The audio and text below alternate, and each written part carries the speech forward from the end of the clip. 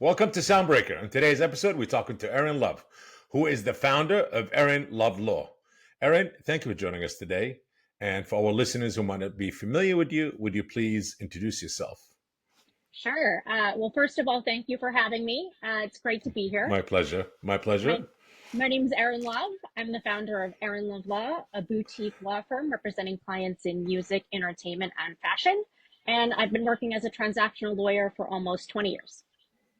Amazing. Well, Erin, before we dive into it, just for our listeners and viewers on Soundbreaker, you're based out of New York, New York City, the Big Apple. Big Great. Apple. Yes, amazing. Erin, just let's go back a bit. And what really got you started and interested in being an entertainment attorney? Say, you know what, this is the path I want to carve, and we're going to, you could decide it anything else you wanted, but you chose the entertainment music business. What was that? Well, I think first off, it started with just being interested in being a lawyer. My Uh-huh. mother was a prosecutor with the Los Angeles County District Attorney, and she used to take with her to work. So I guess you could say I was born to be a lawyer. Yes, yes, and a tough one. To be a prosecutor, you got to have the guts Oh to be. You yeah, got to be very tough, no emotions at all. yeah. So you, Yeah. I started learning young. Amazing, amazing. That's a pretty interesting story, actually. Really is. Thank you. Yes. So, and how did it go to working with? How did that pivoted from being an attorney to focusing on working with artists and people in the entertainment business or the music industry? So, when I was in law school, what initially ended up sparking my interest was my brother. He got signed to a record deal with Hollywood Records with his band Sloth, and that was obviously very exciting. And so they actually invited me to go out on the road with them. So, it was a great break from studying. It was a super cool thing. So I jumped in the van and I went out and saw what it's like to be a touring artist, which was great, but also something that ended up getting me interested because my brother was talking to me a lot about, well, what are, the challenges of being a touring artist, the Mm. challenges of being in the entertainment business, talking to me about, they don't have a fancy tour bus. They have to, go out on tour in a van right now. They have to build a fan base. They have to work with their record label. They have to make a lot of big decisions about their career in kind of this pressure cooker situation. And I Mm. think just talking to him and, going through that experience with him gave me the idea like, look, I could do this with my legal career. I could support artists and creatives through. Amazing. So before you founded your own firm, Erin Love Law, you also were a partner at a law firm in New York, Davis Shapiro, Lewitt, Garbell, and Levine. New York has these like three, four, five names, always entertainment law or law firms. Like literally, you need a minute to read the whole name. And how did how did this whole thing evolve? You became a partner there and then evolved to, hey, you know what, I want to start my own. Let's talk about Well, that experience first for working with this such a law firm. Yeah. yeah, of course. So I actually started at Davis Shapiro right out of law school. They are a firm that has very deep roots in the music industry, and that was obviously what I was interested in. And pretty right off the bat, I was working with some super cool clients like Ghostface Killer, Swizz Beats, Chris Lighty's company, the legendary Violator Management. And so that was super cool. I was pumped to be doing it, pumped to be in the industry and, working with these awesome clients. But I started out doing the album clearance work, which is kind of what you cut your teeth on when you're a new Yes. lawyer in the music industry. That shows you the ropes. And then from there, it kind of expanded to doing other types of deals, record deals, label deals, executive employment agreements for music industry executives, that kind of thing. But because clients in hip hop tend to be super entrepreneurial, like they're always getting into these other areas and starting new businesses and that kind of thing, I ended up starting to expand as they were expanding. I started getting into other industries outside of music, doing brand partnerships with the fashion and beauty industries, various sorts of license deals, reality television, book deals, etc. And I think that working with these types of clients from the beginning of my career, like these brand builders and moguls really taught me about working across different business models, working, in different types of industries. You Hmm. end up having to be like a real strategist when you're working with clients like that. You never know Yes. what they're going to do tomorrow, what industry they're going to be at, like what the next thing is going to be. You have to be very strategic and you have to look at deals from lots of different angles. And you have to always be approaching everything with like a strategist mindset. And that's really ended up carrying me through to all different types of clients. And I work with, various different sorts of folks. So I think that brings me to why I founded Erin Love Law. I really enjoy working closely with clients. I wanted to focus on providing that high touch service. And I think that like being really involved with clients like that, being involved with their careers, being involved with their businesses on a day-to-day basis ends up positioning you really well to help them with strategy as they grow. Working with David Shapiro law firm and his partners, what would I say? I would ask, like, what was the most interesting client you worked on that kind of left an impression on you? Yes, somebody that you worked with closely, and till this day, you'll say, "Wow, a story that you heard from them, or you helped them through a challenge that they're going through, or some, positively, obviously, that kind of left an impression." Sure. Well, listen, I worked with a ton of amazing clients over the years. It was Oh, I'm very, very sure. fortunate to work with Yeah. some real Yes. trailblazers, real Yes. pioneers. But I would say, like, a project that was really memorable was a book I worked on with Pharrell. Oh, Yeah, very he's creative artist, extremely very creative and creative. active in everything, fashion, jewelry. Oh, God knows what else, what other industries he's involved in, investments and other things. Yeah, Yeah, he has hands in. Yeah. he's a real multi hyphenate, or like an artistpreneur is a term that I love that people Hmm. use. He's one of these Entrepreneur. I folks. like that. Yeah, he's one of these Yeah. folks who just, he's so creative, and he's always doing different types of projects. And there was this one book that I worked on with him, which, he's a lovely guy. Everything I've done with him has been super cool. But this one in particular left an impression because was aside from being really beautiful, it's called Places and Spaces I've Been. So aside from being really beautiful, it's this great coffee table book. It has this striking imagery and this very cool cover. But what I liked about it and what really stuck with me about this book was the format, right? So instead of like a typical biographical account of Pharrell and his career journey and things that he's worked on, it's structured as a series of essays and conversations between Pharrell and his collaborators. So, Oh, for interesting. example, yeah. So, for example, there are all of these conversations between him and his NERD bandmates, between him and Jay-Z and Kanye West about music. There's a conversation with Anna Wintour about fashion, an essay by Takashi Murakami about an art piece that he and Pharrell did together, and like an essay about working with Louis Vuitton. And I thought that what was so great about that particular format is it shows how creativity is dynamic, right? It's this constantly evolving thing, and how it is influenced by all of these other folks that you end up working with throughout your. And I also thought it was just a really cool way to explore like how if you're an artist and you're a multi hyphenate like that, there's really no limit to what you can do if you kind of follow where your creative voice takes you, right? You can do all of these different things. You can have an impact on culture in all of these different ways if you just sort of put your mind to it. Amazing. Erin, what pushed you to start Erin Love Law? Like, what was the moment? Say, you know what? Because you were working with high profile, clientels and artists and well-known entertainment attorneys established in New York City, and you were part of the team. You weren't just another associate; you were a partner there. So, what made you say, you know what, I want to do my own? But meaning, I would say yes, you had a name and a reputation, but still, you would need to start building your own clientele roster again. Sure. Well, I think what it really was this desire to focus on high touch service, right? Hmm. Um, I was able to, by starting my own practice, really put the bulk of my time into that and into being Hmm. involved with the clients and with that learning and development with my clients. That is something that's not always easy when you're in like a bigger structure like that. You have a lot of other things you have Yeah. to do, roles you have to fulfill. And in this way, I was really able to focus on that kind of core mission. You started obviously, Erin Love. What were the first challenges that you came across in the beginning when you went on your own?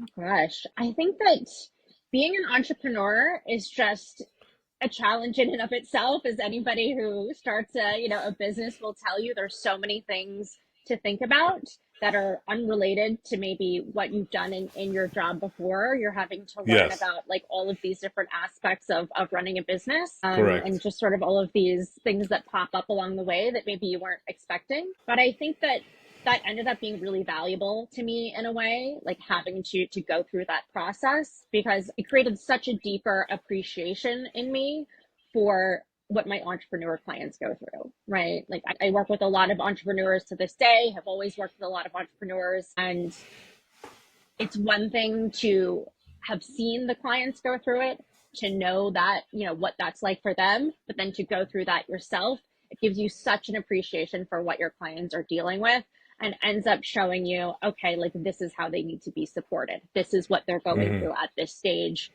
of starting Hmm. a business and what have you. So this is how I can better support them now that I really appreciate what that's like.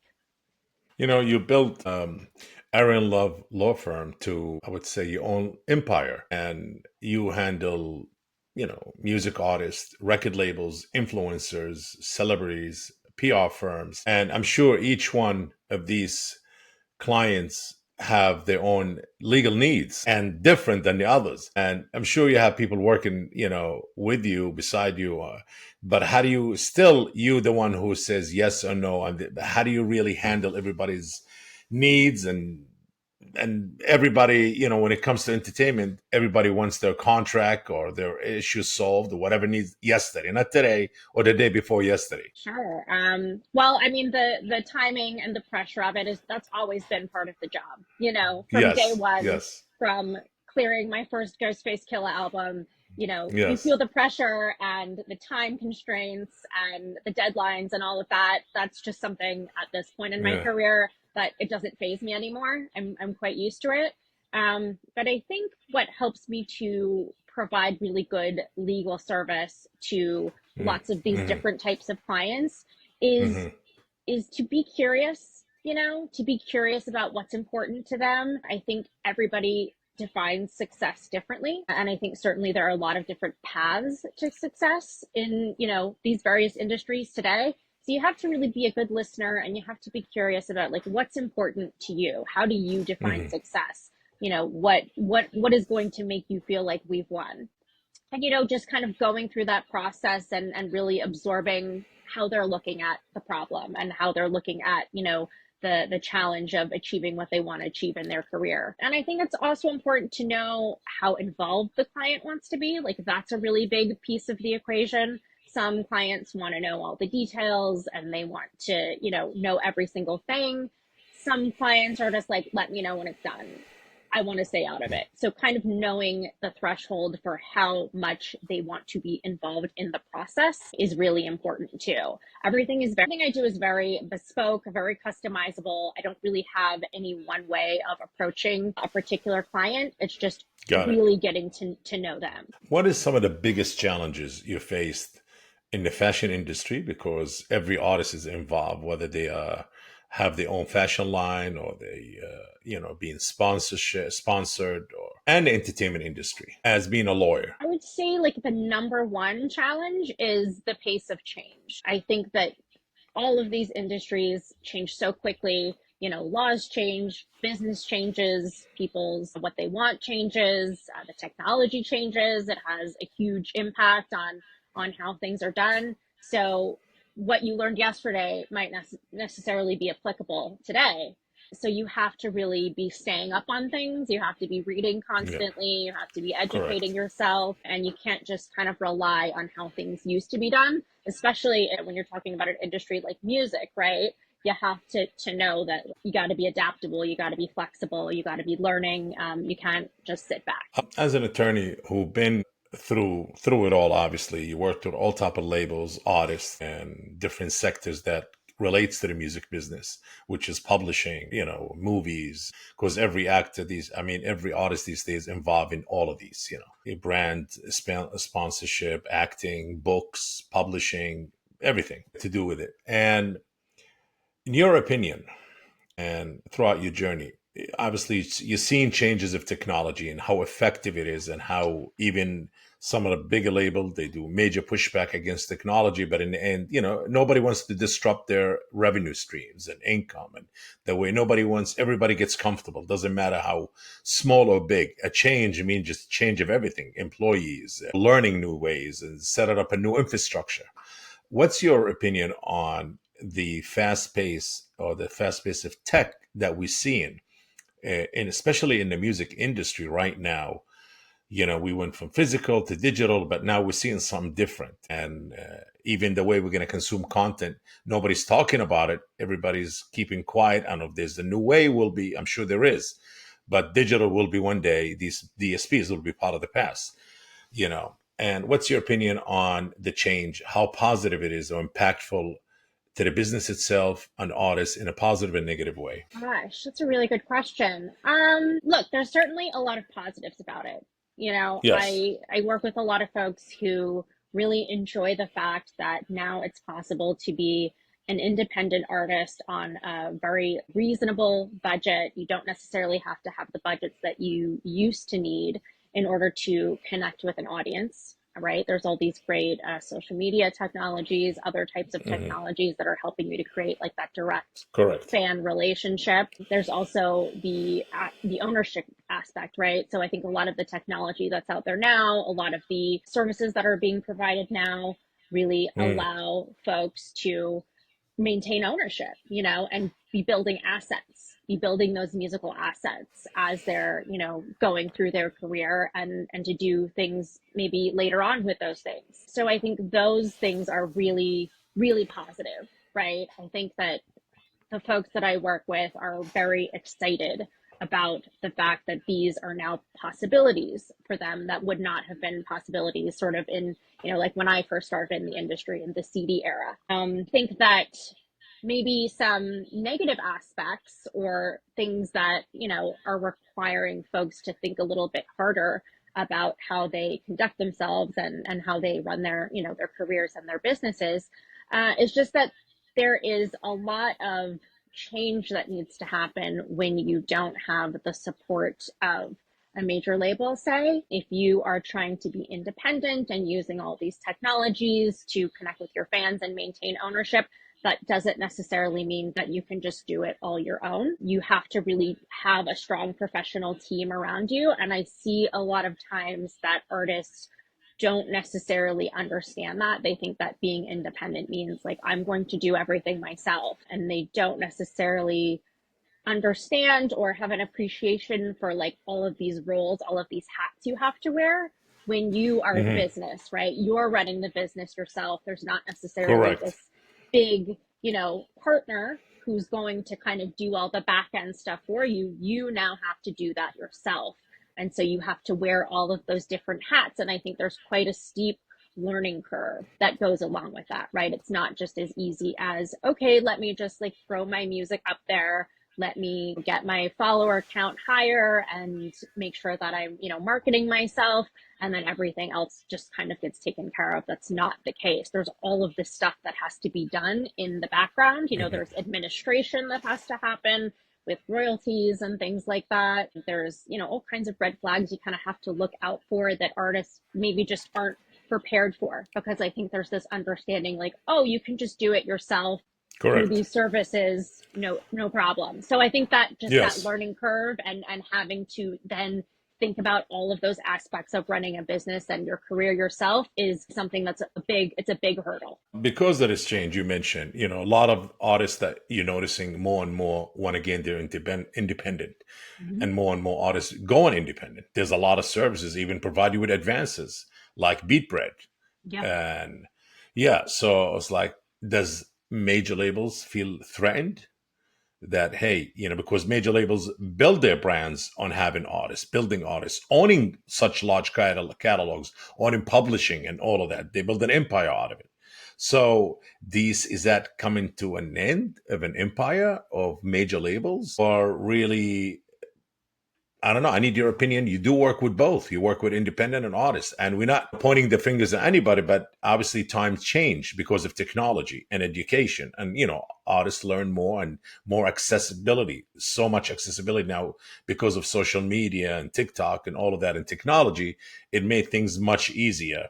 Sure, it's still, you need people to help you. You need a staff. You need a lot of things, as you said, the different hats that an artist has to wear. They're not prepared for, not ready for. And do you see also an increase of independent management? Which to me, independent management is independent record labels again, because a manager going to start doing everything that a record label or independent record label is doing. It's like a manager got to wear different hats. Like, okay, I'm handling the marketing. I'm looking at after the distribution, the streams, the royalty statements. So it becomes also, is it a rebirth of independent labels again? Yeah, I think that to kind of answer the first part of your question, uh, Yes. whether, is it, are the majors going to go away? Is it all going to be about independent labels and Yes. artists and things like that now? I don't think so. I think that the majors are very good at doing certain things. I think Oh, certainly you see a 100%. lot of the, Yes.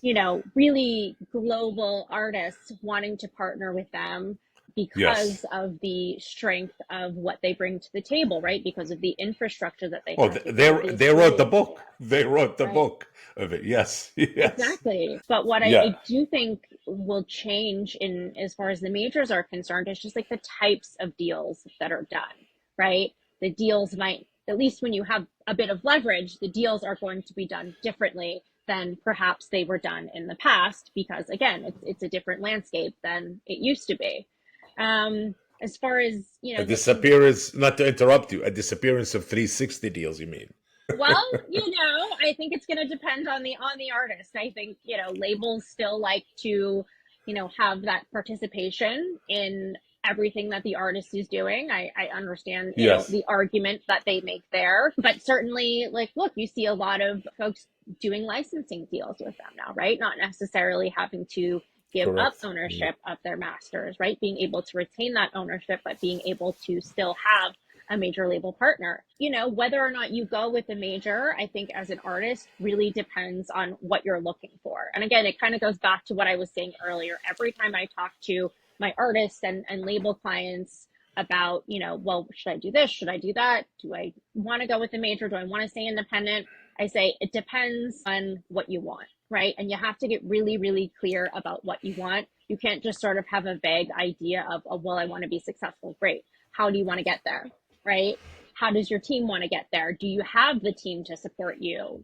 Are you willing to hire people? How many people are you willing to hire? Do you want to retain ownership? What's the end goal for you? All of these answers to these different questions will depend, will end up making the decision as to what is going to make the most sense for a particular artist, right? You can maybe go with a major, but Yes. maybe do a different type of a deal than the majors have traditionally done. Or maybe you stay independent, but maybe you have label services that come in and help you with promoting your album. There's lots of different ways to skin a cat, essentially. Like, there's a lot of different ways to get what you want in today's music industry. I think it really starts with getting a clear idea of what's important to you, what you're willing to do, and then you can kind of, I think, a la carte menu pick what you want these days, which is the real benefit of, the times that we're living in Yes. now. It seems like the days of record label agreements or record deal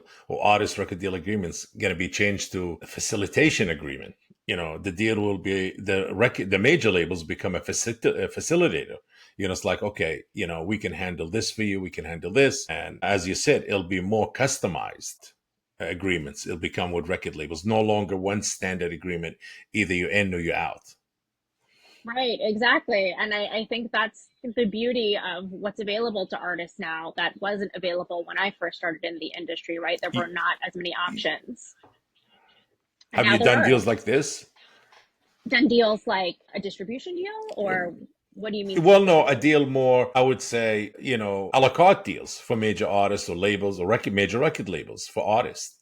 Sure. where they pick what the artists pick what they want and the rest they can handle on their own and say, okay, that's the only you back in the day, it's only one way in or out. That's it. Either you're in, this is the agreement, you sign it. So have you been doing a lot of these kind of customized a la carte agreements with major labels? Yeah, yeah, absolutely. I think that, what's always been good about the majors is that they have very experienced business affairs people. They have very experienced folks who you can have very high level conversations with about, look, this is what's Yeah. important to my client.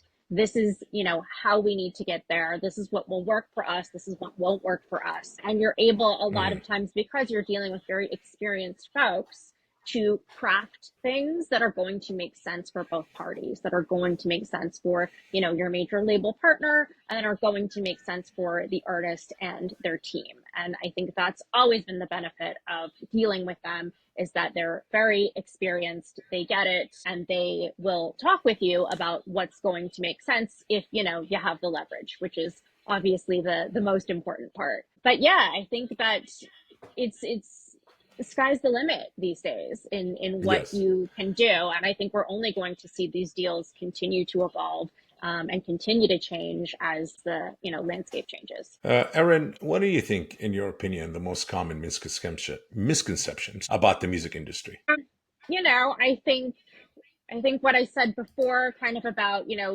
doing it yourself is means, being all on your own, being independent means being all on your own. I think that Hmm. is something that the message hasn't necessarily connected with a lot of people yet, because I think the technology has been so quick to develop before a lot of other things could catch up. And I think just the normal misconceptions around, the glamour of the industry, while it can be, very glamorous and fun and all of that, like working in the industry can be very, very tough.